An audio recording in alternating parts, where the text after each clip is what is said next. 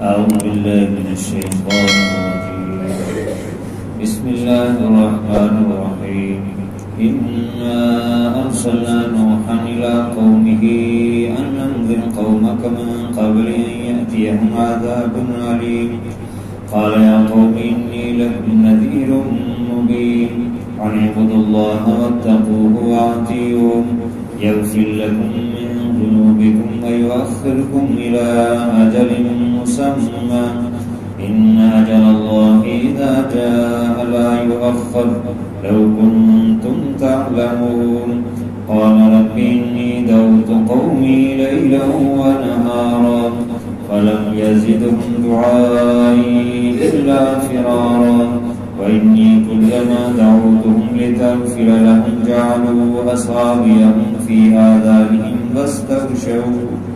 واستغشوا ثيابهم وأسروا واستكبروا استكبارا. صدق الله العظيم.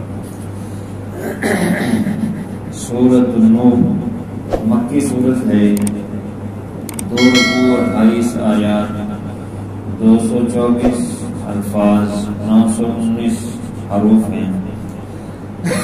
پچھلی سورت میں زیادہ تر قیامت کا تذکرہ تھا، ضمناً توحید اور رسالت کا بھی ذکر آیا. اس سورت میں دعوت الی التوحید، دعوت الی الحق کا ذکر ہے جو نوح علیہ السلام نے اپنی قوم کو دی. نوح علیہ السلام کے نام پر سورت کا نام سورۃ النوح ہے. اس میں حضرت نوح علیہ السلام کا تذکرہ ہے.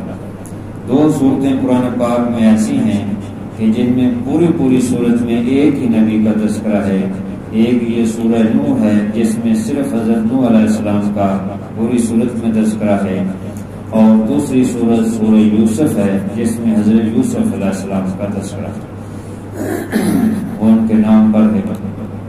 حضرت نوح علیہ السلام نے بہت زیادہ صبر کیا، تو اس صورت میں صبر کا نمونہ ذکر کیا. پچھلی صورت میں یہ تھا فاصبر، آپ سے صلی کو حکم تھا کہ آپ صبر کیجئے، تو یہاں اس کا نمونہ ذکر کر دیا کہ نوح علیہ السلام نے بھی دیکھو کتنا بڑا صبر کیا تھا، تو اس لیے صبر کیجئے. نوح علیہ السلام بہت بڑے نبی، اللہ تعالیٰ کے پہلے صاحب شریعت نبی تھے. قیامت کے دن جب انسانیت ان کے پاس جائیں گے کہ تم آپ جو ہے وہ سفارش کریں اللہ کے ہاں، تو وہ کہیں کہ مجھ سے کوتاہی ہو گئی، اذهبوا الى غیری نفسی نفسی اذهبوا الى غیری، مجھے تو اپنی پڑی ہے، تو میرے علاوہ دوسرے کسی اور کے پاس جاؤ. تو وہاں بھی یہ کہیں گے کہ آپ پہلے صاحب شریعت نبی ہیں، لہذا آپ شفاعت کریں. نوح علیہ السلام اللہ تعالیٰ نے 40 سال کی عمر میں ان کو نبوت اور رسالت عطا فرمائی، اور 950 سال جیسا کہ قرآن پاک میں دوسری جگہ ذکر ہے، تو اس میں یہ فرمایا کہ 950 سال انہوں نے تو دعوت اور تبلیغ کی قوم کو، اور پھر اللہ تعالیٰ کے حکم سے طوفان آیا جس کی کیفیت یہ تھی کہ جب بار بار نہ سمجھے کئی نسلیں گزر گئی، کیونکہ عمریں پہلے زیادہ تھی. حضرت ابراہیم علیہ السلام تک جو ہے لوگوں کی زیادہ عمریں تھی، ان کے بعد بھی زیادہ تھی لیکن پہلوں کی نسبت کم ہو گئی، اور اس امت کی تو بہت زیادہ کم ہو گئی کہ اوسطاً عمر جو ہے 60-70 سال ہے. تو پہلے عمروں کے قوموں کی عمریں بہت زیادہ تھی، 500 سال، 100 سال، 200 300 4-5 سال، اس طرح زیادہ تھی. تو حضرت نوح علیہ السلام کی عمر بھی زیادہ عمر تھی. تو درمیان میں پھر جب نہ مانے تو اللہ تعالیٰ کا عذاب آیا، اور تندور سے بھی پانی نکلا، زمین میں بھی پانی ابلا، اور آسمان سے بھی بارش نازل ہوئی. تو 40 دن مسلسل بارش ہوتی ہے. یہاں اگر 8 گھنٹے تیز مسلسل بارش ہو تو حالات خراب ہو جاتے ہیں، سیلاب کی صورت بن جاتی ہے. 24 گھنٹے بارش ہو جائے، لیکن وہاں جو ہے 40 دن مسلسل بارش ہوئی، صرف بارش نہیں ہوئی، زمین نے بھی پانی پڑا، تو اللہ کا عذاب ہے۔ کوئی جگہ نہ بچی جو کائنات کی سب سے اونچی چوٹی پہاڑ کی تھی، اس سے بھی 30 فٹ بلند پانی جو ہے وہ چلا گیا، کوئی نہ بچے۔ صرف اور صرف 70 لوگ جو نوح علیہ السلام پر ایمان لائے تھے وہ ان کے ساتھ کشتی میں سوار تھے، بس وہی جو کشتی میں سوار تھے بچے، اس کے علاوہ کوئی نہ بچا۔ سب پر جو ہے وہ عذاب آ گیا اور اس پانی میں وہ غرق ہو گئے۔ یہ جو سیلاب یعنی عذاب آیا تھا، یہ ساری دنیا میں تھا یا کہ کچھ علاقے میں؟ تو اس میں بھی کوئی واضح تو حکم نہیں ملتا، البتہ روایات میں، بعض تاریخی روایات میں یہ ہے کہ بعض میں یہ ہے کہ ساری دنیا پہ آیا تھا، بعض میں یہ ہے کہ جہاں جہاں آبادی تھی، کیونکہ اس وقت ساری دنیا میں آبادی نہیں تھی، تو جہاں جہاں آبادی تھی وہاں پر یہ سیلاب کی صورت آئی، اور اس طرح یہ سب کے سب غرق ہو گئے۔ نوح علیہ السلام اور ان کے ساتھ جو کشتی والے تھے وہ بچے۔ تو جو کشتی میں جتنے بھی لوگ بچے تھے ان میں کچھ خواتین بھی تھیں اور دوسرے بھی کچھ مرد حضرات تھے، تو ان میں سے کسی کی نسل نہ آگے چلی، صرف نوح علیہ السلام کے 3 بیٹے حام، سام، یافس، ان سے آگے نسل جو ہے وہ چلی ہے۔ تو دنیا میں اس وقت جتنے بھی لوگ موجود ہیں، آباد ہیں، وہ سب کے ساتھ انہی نوح علیہ السلام کی 3 بیٹوں کی اولاد ہیں، حام، سام، یافس۔ ان کے علاقے بھی بعض ذکر کیے، جیسے افریقہ وغیرہ کے علاقے ہیں، وہ ان کے ایک بیٹے کے جو ہے اولاد میں سے ہے۔ اسی طرح عرب قبائل ہیں، یہ ہندوستان کا جو علاقہ ہے یہ ایک ان کے بیٹے کے، اور اسی طرح دیگر جو علاقے ہیں یورپ وغیرہ کے وہ الگ۔ تو بعد ان 3 سے جو ہے وہ نسل چلی، تو اس طرح اللہ تعالیٰ نے عذاب بھیجا، اور اس کے بعد پھر 60 سال تک حضرت نوح علیہ السلام زندہ رہے۔ تو اس طرح نوح علیہ السلام کی کل عمر جو ہے وہ 1050 سال بنتی ہے جو اللہ تعالیٰ نے کو عطا فرمائی۔ تو وہ دعوت دیتے رہے ان کو کہ شرک سے بچ جاؤ۔ ان سے پہلے تو شرک نہیں تھا، لوگوں کے عقیدے صحیح تھے، لیکن نوح علیہ السلام کی قوم کے اندر شرک پیدا ہو گیا۔ نسل در نسل جو ہے وہ دعوت دیتے رہے، ان کو بلاتے رہے، لیکن نہ مانے۔ حضرت نوح علیہ السلام سے پہلے کتنے نبی گزرے ہیں؟ 2 نبیوں کا تو تذکرہ ہے۔ آدم علیہ السلام وہ پہلے نبی اور پہلے انسان تھے، اور ان کی اولاد میں پھر 2 نبی جو ہے ان کا تذکرہ ملتا ہے، حضرت ادریس علیہ السلام اور حضرت شیث علیہ السلام۔ حضرت ادریس علیہ السلام تیسری یا چوتھی ان کی نسل میں سے جو ہے وہ یہ ہیں، اور حضرت ادریس علیہ السلام کو جو ہے اللہ تعالیٰ نے، اور جو دیگر انبیاء تھے، جو یہ 2 نبیوں کا تو تذکرہ ہے، آدم علیہ السلام کے بعد حضرت ادریس علیہ السلام اور شیث علیہ السلام۔ اب اس کے علاوہ بھی کوئی نبی تھے حضرت نوح علیہ السلام سے پہلے، تو اس کا تذکرہ کہیں نہیں ملتا، وہ اللہ ہی جانتا ہے کہ کتنے اور نبی تھے یا نہیں تھے۔ ان 2 کا تو یہ تذکرہ ہے، تو ادریس علیہ السلام اور شیث علیہ السلام، یا اگر کوئی اور انبیاء تھے تو ان کو اللہ تعالیٰ نے جو عقائد دیے تھے وہ تو دیے ہی تھے، لیکن زیادہ تر ان کو دنیا کی آباد کاری کے احکام دیے جاتے تھے وحی کے ذریعے سے، کہ زمین میں ہل کیسے چلانا ہے، کپڑے کیسے سینے ہیں، فلاں چیز کیسے بنانی ہے۔ چنانچہ حضرت ادریس علیہ السلام نے سب سے پہلے جو ہے کپڑا سینے کے لیے سوئی اور مشین تیار کی۔ تو اس طرح نوح علیہ السلام چونکہ پہلے صاحب شریعت اور صاحب کتاب نبی تھے، تو اس لیے ان سے باقاعدہ آگے جو ہے وہ سلسلہ چلا۔ پہلے زیادہ تر جو ہے آباد کاری کی طرف توجہ دی گئی، کیونکہ انسان جب دنیا میں آیا تو اس کو نہیں پتا تھا کہ یہاں پر کیا کرنا ہے، کیسے رہنا ہے، کیسے آباد کاری کرنی ہے۔ تو اللہ تعالیٰ نے ان کو یہ چیزیں بھی سکھائیں، انبیاء کے ذریعے سے، وحی کے ذریعے سے یہ چیزیں بتائی گئی، سکھائی گئی۔ تو ان لوگوں نے شرک کیا۔ شرک نوح علیہ السلام کی قوم سے شروع ہوا، اس سے پہلے نہیں تھا۔ اور انہوں نے کیسے شرک کیا کہ وہ جو نیک لوگ تھے، جیسے حضرت نوح علیہ السلام کی جو اولاد تھی یا ان کی کوئی نیک لوگ تھے، ان کی روحوں کو پکارتے تھے، ان کے بت بنا لیے، پھر آنے والی نسلوں نے بت بنا لی، روحوں کو پکارتے تھے اور ان سے مدد مانگتے تھے، جیسے اللہ سے مدد مانگی جاتی ہے ان سے مدد مانگتے تھے۔ حالانکہ یہ جائز نہیں، اللہ کے علاوہ کسی سے مدد مانگنا جائز نہیں۔ یعنی ما فوق الاسباب، ایک ہے اسباب کے اندر کسی سے تعاون لینا، مدد مانگنا، وہ اور چیز ہے، ایک ہے ما فوق الاسباب۔ جیسے اسباب کے اندر یہ ہے کہ آپ کسی کو کہیں کہ مجھے کچھ پیسے دے دیں، یا مستری کو کہیں میرا گھر بنا دیں، یا کسی اور سے کوئی یہ میرے ساتھ کام کروا دیں، میرے ساتھ تعاون کر دیں، میری مدد کر دیں، یہ اسباب کے اندر ہے، یہ تو جائز ہے۔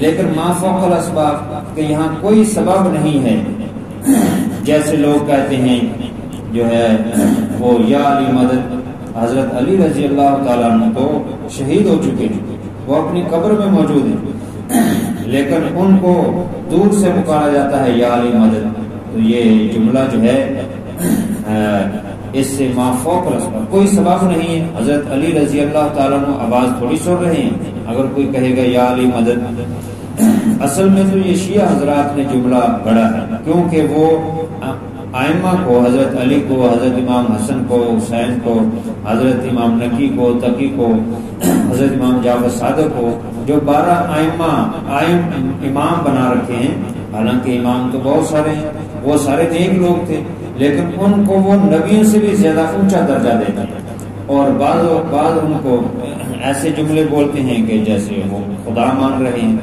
لہذا یہ جملہ، یا اسی طرح لوگ کہتے ہیں یا شیخ پیر عبد القادر جیلانی، ان کو پکارتے ہیں، یا غوث اعظم پکارتے ہیں، تو یہ شرکیہ جملے ہیں، ایسے جملے نہیں کہنا چاہیے، کیونکہ وہ لوگ نیک لوگ تھے، وہ اللہ کے ولی تھے، وہ دنیا سے چلے گئے، اپنی عبادت انہوں نے بھی اللہ کی عبادت کی ہے، انہوں نے یہ نہیں کہا کہ میری عبادت کرو یا مجھے پکارو، وہ تو یہاں موجود نہیں ہے، تو ان کو ان کی غیر موجود میں دور سے ان کو پکارا جاتا ہے، ان کی زندگی میں ان کو نہیں پکارا جا سکتا تھا، تو ان کی وفات کے بعد کیسے پکارا جا سکتا؟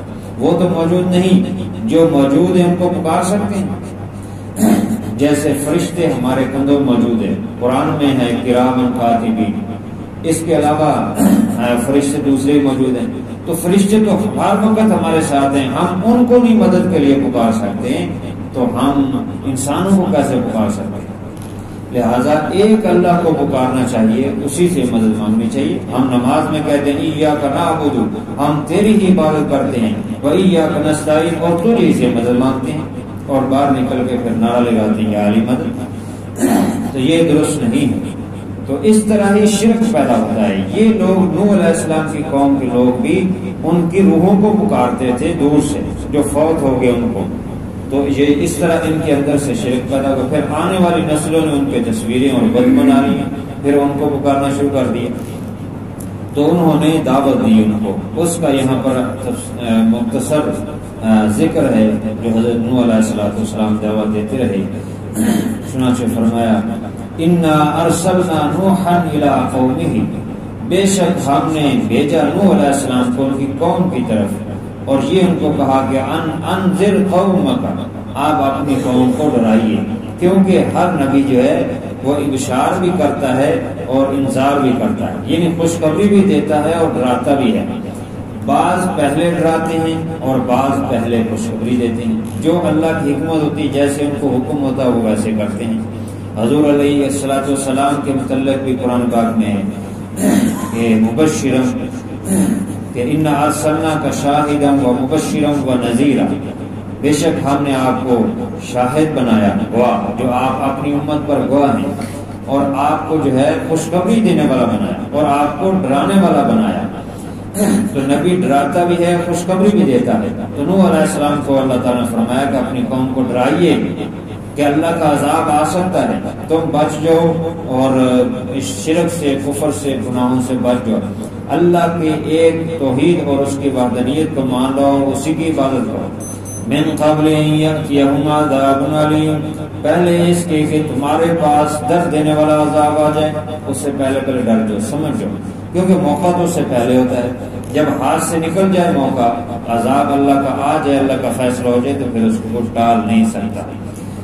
تو اللہ تعالیٰ نے یہ نوح علیہ السلام کو کہا کہ اس طرح قوم کو ڈرائیے اور ان کو دعوت دیجیے۔ قال یا قوم انی لکم نذیر مبین، نوح علیہ السلام نے اپنی قوم کو مخاطب پھر کیا. جب اللہ کو حکم ہوا کہ جا کے ڈرائیے تو انہوں نے قوم کو مخاطب کیا کہ اے میری قوم بے شک میں تمہارے لیے نذیر ہوں، ڈرانے والا ہوں، مبین کھلا کھلا واضح طور پہ تمہیں ڈرا رہا ہوں. ڈرانے کا یہ مقصد نہیں جس طرح کوئی شیر سے ڈرائے، جس طرح کوئی خطرناک چیز سے اور موذی سانپ سے ڈرائے، وہ ڈرانا مقصد نہیں. یہ جو انبیاء ڈراتے ہیں وہ نصیحت بھرا محبت بھرا ڈرانا ہوتا ہے کہ تم بچ جاؤ، کسی آنے والے عذاب اور مشکل سے تم بچ جاؤ. اس لیے وہ خیر خواہی کے نتیجے میں ڈراتے ہیں کہ تم بچ جاؤ اور اللہ کا عذاب اور اس کی پکڑ سے بچ جاؤ اور کامیابی کی طرف آ جاؤ. تو دعوت الی التوحید دیتے ہیں اور ان کو دعوت الی الحق دیتے ہیں، خیر کی طرف بلاتے ہیں تاکہ قوم جو ہے وہ خیر کی طرف.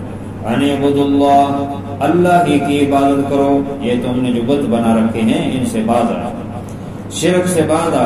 واتقوہ، اور اس سے ڈرو، تقوی اختیار کرو. واطیعون، اور میری اطاعت کرو، میرا کہا مانو. جب تم اللہ کی عبادت کرو گے، شرک سے بچ جاؤ گے، تقوی اختیار کرو گے اور نبی کی اطاعت کرو گے، کیونکہ نبی کی اطاعت فرض ہے. نبی اپنے پاس سے کچھ نہیں کہتا، جو اللہ کا حکم ہوتا ہے وہی کہتے ہیں، لہذا نبی کی اطاعت بھی فرض ہوتی ہے.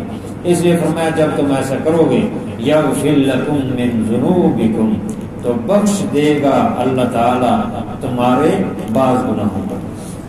من ذنوبکم، من کا لفظ آیا من تبعیضیہ ہے، یعنی بعض گناہ معاف کر دے گا اللہ تعالیٰ، سب نہیں. کیونکہ دو قسم کے گناہ ہوتے ہیں، ایک یہ کہ حقوق اللہ تلف کیے ہیں اور دوسرا یہ کہ حقوق العباد تلف کیے ہیں. تو حقوق اللہ تو اللہ معاف کر دیتے ہیں اپنے حق، اور جو بندوں کا حق ہوتا ہے وہ بندوں سے جب تک معاف نہ کرایا جائے یا ان کا حق ادا نہ کیا جائے وہ معاف نہیں ہوتا. اس لیے فرمایا جو اللہ اپنے حق کو معاف کر دیں، باقیوں کے حق ادا کرو وہ بھی معافی مل جائے. اس لیے فرمایا تمہارے بعض گناہ جو ہے اللہ تعالیٰ بخش دے. وَيُؤَخِّرُكُمْ إِلَىٰ أَجَلٍ مُّسَمًّى، اور تمہیں ڈھیل دے گا ایک وقت مقررہ. جو اللہ نے وقت مقرر کر رکھا ہے تمہاری موت کا یا تمہارے اوپر عذاب بھیجنے کا، اس وقت تک تمہیں ڈھیل ہے کہ تم بعد آ جاؤ، بچ جاؤ اور گناہوں سے بچو، کہیں اللہ کے عذاب میں اور پکڑ میں آؤ، اس لیے اس سے بچو. تو یہ مہلت انسانوں کو ملتی ہے اسی نتیجے میں. اور اگر کوئی عذاب سے بچتا ہے تو وہ اللہ تعالیٰ اس لیے بچاتے ہیں کہ تاکہ دوسروں کو بتائیں کہ کتنا خوفناک اور خطرناک عذاب تھا، تاکہ وہ اس سے عبرت حاصل کرے، نصیحت حاصل کرے. اس لیے اللہ تعالیٰ بعضوں کو بچا لیتا. تو پہلے امتیں تو ساری کی ساری تباہ ہو گئی، جیسے نوح علیہ السلام کے صرف 70 آدمی جو ایمان والے تھے بچے، باقی سب. لیکن اس امت پر حضور علیہ السلام کی دعاؤں کا نتیجہ ہے کہ اللہ تعالیٰ نے رحمت فرمائی کہ اللہ نبی پاک صلی اللہ علیہ وسلم کی یہ دعا قبول کر لی کہ یک بار کی ساری امت پر عذاب نہیں آئے گا، بلکہ کہیں کہیں آتا ہے، کہیں سیلاب آ گیا، کہیں زلزلہ آ گیا کسی، تاکہ دوسرے لوگوں کے کان ہو جائیں اور وہ بچیں اور وہ اس سے عبرت حاصل کریں. لیکن افسوس ہے کہ لوگ عبرت نہیں حاصل کرتے، اسی طرح چل رہے ہیں. بے نمازی ہے، جو سود کھا رہا ہے، جو رشوت لے رہا ہے وہ لے رہا ہے، جو جھوٹ بول رہا ہے وہ جھوٹ بول رہا ہے، جو دھوکہ دے رہا ہے دھوکہ دے رہا ہے، سب اسی طرح سلسلہ چل رہا ہے. تو یہ عبرت کا مقصد ہوتا ہے. تو اللہ تعالیٰ مہلت بھی اسی لیے دیتے ہیں کہ تاکہ لوگ اپنے آپ کو سنبھال لیں، مرنے سے پہلے مرنے کی تیاری کر لیں، اس طرف آ جائیں. ان اجل اللہ اذا جاء لا یؤخر، بے شک جب اللہ کا وقت مقررہ آ جاتا ہے تو لا یؤخر، پھر کوئی ڈھیل نہیں ہوتی، پھر مؤخر نہیں ہوتا ایک سیکنڈ. دوسری جگہ لا یستأخرون ساعة ولا یستقدمون، نہ ہی ایک گھڑی ایک سیکنڈ آگے نہ پیچھے. لو کنتم تعلمون، کاش کہ تم جانتے ہوتے، جان لو اس سے پہلے کہ اللہ کا عذاب اس سے پہلے جان لو. قال رب انی دعوت قومی لیلا ونہارا، نوح علیہ السلام نے فرمایا اے میرے پروردگار، بے شک میں نے ان کو بلایا ہے، دعوت دی ہے اپنی قوم کو دن رات کو بھی دعوت دی، دن کو. اس سے یہ پتا چلا کہ صرف دن کو ہی دعوت نہیں، رات کو بھی دعوت دینی چاہیے، رات کو بھی حق کی طرف بلانا چاہیے، دن کو بھی. یعنی جب موقع ملے، جس وقت موقع ملے، بس وہاں پر جو ہے حق بات کہہ دو، نیکی اور خیر کی بات جو ہے وہ کہہ دو. تاکہ جہاں اپنا فریضہ جو ہے پورا ہو جائے. تو فرمایا کہ میں نے ان کو پکارا، دن رات دعوت دی توحید اور حق کی طرف. فلم یزدہم دعائی الا فرارا، بس نہیں زیادہ کیا میرے بلانے نے مگر بھاگنا. جتنا زیادہ میں ان کو بلاتا تھا اتنا زیادہ یہ بھاگتے تھے، دور جاتے تھے مجھ سے، میری دعائی سے. آج بھی یہی حال ہے، حق کے لوگ حق پر بہت تھوڑے ہیں، اور حق کے لیے بلانے کے لیے آئے تو وہ مانتے نہیں ہیں بلکہ بھاگ جاتے ہیں، اور دیکھ کئی دور سے بھاگ جاتے ہیں کہ یہ آ گئے ہمیں دعوت دینے کے لیے. بس وہ آگے پیچھے ہو جاتے ہیں، بھاگ جاتے ہیں کہ کہیں یہ ہمیں وہ پکڑ نہ لیں، کہہ نہ دیں مسجد میں آ جاؤ، نیکی کی طرف آ جاؤ. تو بہرحال ان چیزوں سے بچنا چاہیے، بدعات، رسم و رواجات، کفر و شرک سے بچنا چاہیے جس میں آج قوم پڑی ہوئی ہے. حضور صلی اللہ علیہ وسلم سے محبت ہر ایمان والے کو ہے. ہاں البتہ یہ ہے کہ اس محبت کا اظہار کیسے ہے کہ ہم آپ پر کثرت سے درود پڑھیں، ہم آپ صلی اللہ علیہ وسلم کی سنت پر عمل کریں، آپ نے جو جس طرح کام کیے ویسے کریں. اب آج دیکھیں ربیع الاول کا مہینہ ہے، کتنی خرافات ہیں، فضول خرچی ہیں، گناہوں میں قوم پڑی ہوئی ہے، سارے کی ساری قوم گناہوں میں پڑی ہوئی ہے. یہ سب فضول خرچی، یہ محبت رسول نہیں ہے.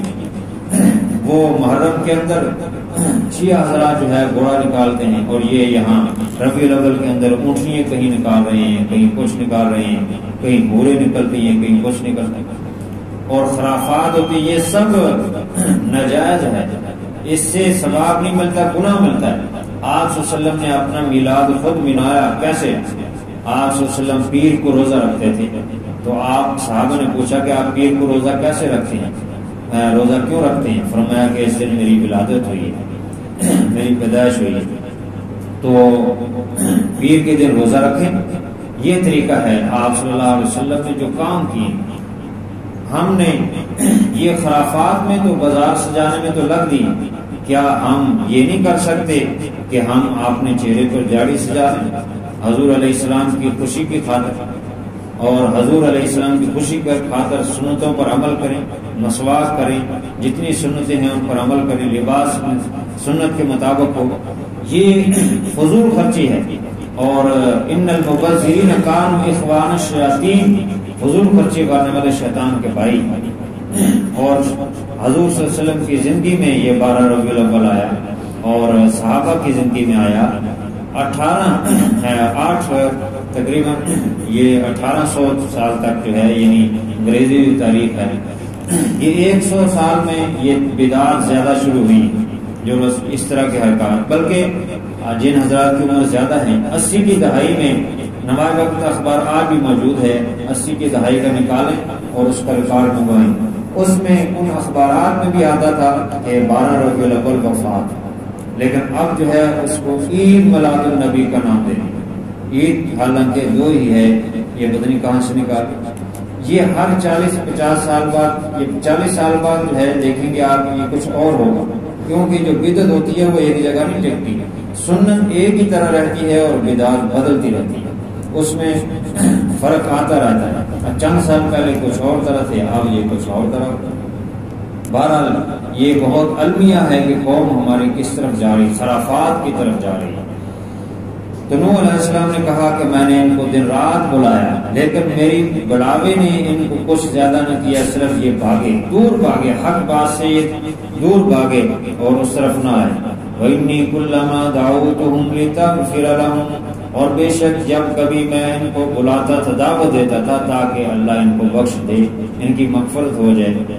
یہ جب نبی کی دعوت کو مان لیں گے تو اللہ بخش دے.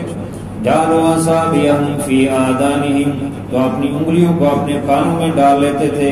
وَاسْتَغْشَوْا ثِيَابَهُمْ، اور اپنے کپڑوں کو سمیٹ لیتے تھے.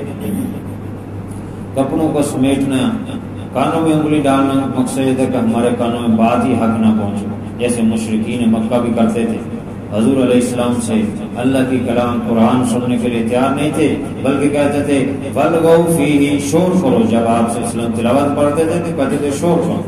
تو یہ بھی نوح علیہ السلام کی بات نہیں سنتے تھے، کانوں میں انگلیاں ڈال لیتے اور کپڑے اپنے سمیٹ لیتے. کپڑے سمیٹنے کا مطلب یہ ہے کہ یہاں تو یہ کیے بنا ہے کہ کانوں میں کپڑے ڈال لیتے، یا یہ ہے کہ کپڑے سمیٹنے میں کپڑے آپ نے اوڑھ کر سو جاتے، ایسے ہو جاتے جیسے سوئے ہوئے ہیں، تاکہ آئیں تو یہ سمجھے کہ سوئے ہوئے اور آگے دیکھ کے چلے جائیں. یا کپڑے سمیٹنے مطلب یہ ہے کپڑے سمیٹ کر بھاگ جاتے ہیں دور، جیسے نوح علیہ السلام کو دیکھتے دور بھاگ جاتے ہیں. وَأَصَرُّوا وَاسْتَكْبَرُوا اسْتِكْبَارًا، اور ضد کرتے اسی کفر شرک پر ضد کرتے، حق کی طرف نہ آتے، ہر درمی کرتے، تکبر کرتے اور بہت بڑے تکبر کرتے، جس کے نتیجے میں پھر اللہ کا عذاب. تو یوں اللہ کے نبی نوح علیہ السلام دعوت دیتے رہے لیکن انہوں نے دعوت کو نہ مانا. تو اس کا ذکر کرنے کا مقصد یہ ہے کہ اس قوم نے نوح علیہ السلام کو جسمانی، ذہنی اور روحانی ہر طرح کی تکلیف دی، لیکن نوح علیہ السلام صبر سے ان کو دعوت دیتے رہے، بہت لمبا عرصہ دعوت دیتے رہے. تو ہمارے لیے بھی یہ نمونہ ہے کہ ہم بھی اسی طرح حق بات پر ڈٹے رہیں، وہ اس کی دعوت دیتے رہیں. اللہ تعالیٰ عمل کی توفیق عطا فرمائے. الحمدللہ رب العالمین والعاقبۃ للمتقین والصلاة والسلام على سید الرسل وخاتم الانبیاء والمرسلین. ربنا آتنا فی الدنیا حسنة وفی الآخرة حسنة وقنا عذاب النار. ربنا فاغفر لنا ذنوبنا وکفر عنا سیئاتنا وتوفنا مع الابرار. یا اللہ تو اپنی رحمت سے ہماری حاضری کو قبول فرما، خیر کی یا اللہ طرف راغب فرما، اور برائی سے یا اللہ نفرت پیدا فرما، خاتمہ بالخیر فرما، رسم و رواج بدعات سے ہماری حفاظت فرما.